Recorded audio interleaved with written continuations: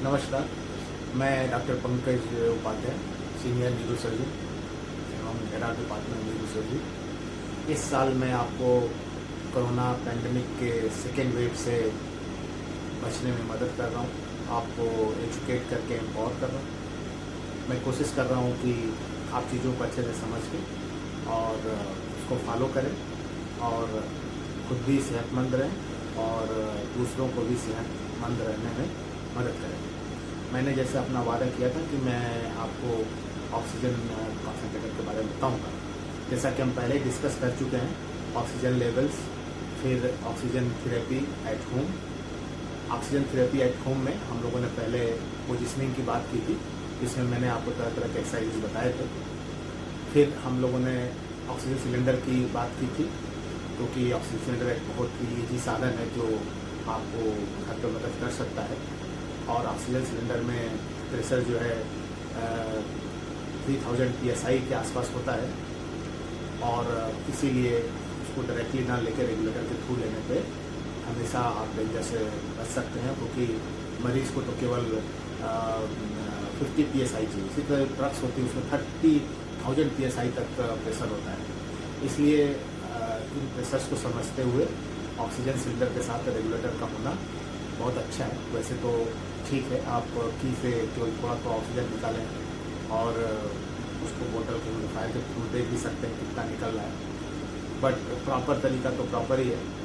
अगर वो आपको मिल जाए, अभी भी अमेजॉन पर रेगुलेटर्स वगैरह मिल रहे हैं, अगर कहीं से भी सिलेंडर आपको मिल जाए, वो नहीं मिल रहा है, वो अमेजॉन पर नहीं मिल रहा, वो ऑनलाइन नहीं मिल रहा, रेगुलेटर्स मिल रहे हैं, तो आप इसका उपयोग करें।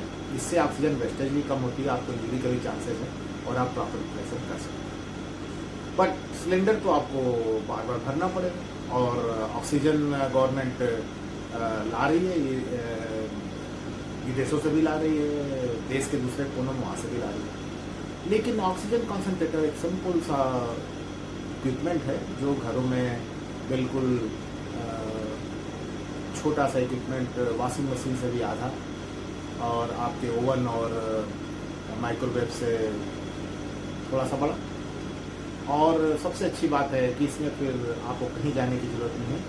ये ऑक्सीजन कॉन्सेंट्रेटर ऑक्सीजन इन्वायरमेंट से ही लेके उसको कॉन्सेंट्रेट करता है और अप टू 93-94% तक प्योरिटी के साथ आपको डिलीवर करता है, जो कि इन जनरल काफ़ी सफिशिएंट है। एक चीज़ जानना जरूरी है कि जब लोअर वॉल्यूम में ऑक्सीजन कंसनट्रेटर यूज करते हैं तो ऑक्सीजन का परसेंटेज उसमें ज़्यादा होता है, और जब हम वॉल्यूम बहुत ज़्यादा बढ़ा देते हैं तो ऑक्सीजन डाइल्यूट हो जाती है।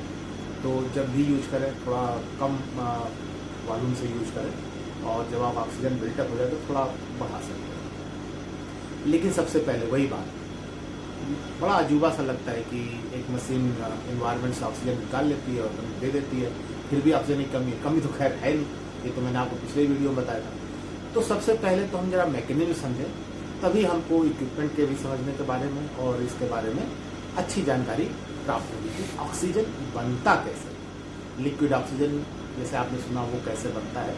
तो इसको सिंपल तरीके से हम आपको समझाने की कोशिश करेंगे।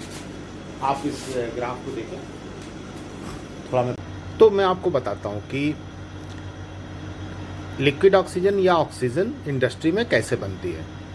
सबसे पहले इन्वायरमेंट से एयर को सक किया जाता है, बीच में एक फ़िल्टर लगा होता है ताकि इन्वायरमेंट में आने वाली गंदगियाँ, पार्टिकल्स फिल्टर हो जाते हैं। फिर ये कंप्रेशन चैम्बर है जिसमें गैस को हम कंप्रेस करते हैं। ये बड़े पिस्टन्स आप देख रहे होंगे, ये दोनों पिस्टन इधर से और इधर से पास आते हैं, एयर को कंप्रेस कर देते हैं। कंप्रेस होने से बहुत ज़्यादा हीट निकलता है और ये एयर बिल्कुल हीटेड हो जाती है, तो फिर इसको जो कूलिंग चैम्बर में पास करते हैं, ये कूलिंग चैम्बर है। इसमें कॉइल्स होते हैं जिसमें लिक्विड नाइट्रोजन -200 डिग्री सेंटीग्रेड पे जा रही होती है। इससे ये हॉट एयर ठंडी होके -200 पे आ जाती है और एक लिक्विड फॉर्म में आ जाती है। -200 तो लिक्विड ही बन जाती है। उस लिक्विड बनने में के बाद इसको यहाँ से हम सेपरेटर में लाते हैं। -200 पे तो कार्बन डाइऑक्साइड आइस का रूप ले लेती है और इस सेपरेटर से हम फ्रोजन आइस को निकाल लेते हैं। इस सेपरेटर के बाद गैस -200 डिग्री सेंटीग्रेड पे आगे बढ़ती है और एक्सपेंशन चैम्बर में आती है। यहाँ आके थोड़ा सा इसका टेम्परेचर बढ़ता है। फिर इस चैम्बर में लाते हैं गैस को, कंटेनर है जिसमें धीरे धीरे हम इसको गर्म करते हैं। तो -200 के बाद जैसे ही -196 टेम्परेचर आता है, हल्का सा गर्म होते ही 4 डिग्री के अंतर पे ही नाइट्रोजन निकल जाती है। सबसे ऊपर गैस फॉर्म में बन जाती है वो, और सबसे ऊपर से वो निकलने लगती है। उसको हम इकट्ठा कर लेते हैं। और नाइट्रोजन का तो बहुत यूज है। लिक्विड नाइट्रोजन फूड इंडस्ट्रीज़ में काम आती है, आइसक्रीम इंडस्ट्रीज में काम आती है, किसी चीज़ को भी ठंडा करने के लिए। एग्रीकल्चर में इसका बहुत यूज है। 185 पे आते आते नाइट्रोजन तो निकल चुकी होती है, उसके बाद आर्गन गैस निकलती है। आर्गन गैस को भी इकट्ठा कर लिया जाता है, इसकी अलग इंडस्ट्री में यूज है। अब आता है ऑक्सीजन का टाइम।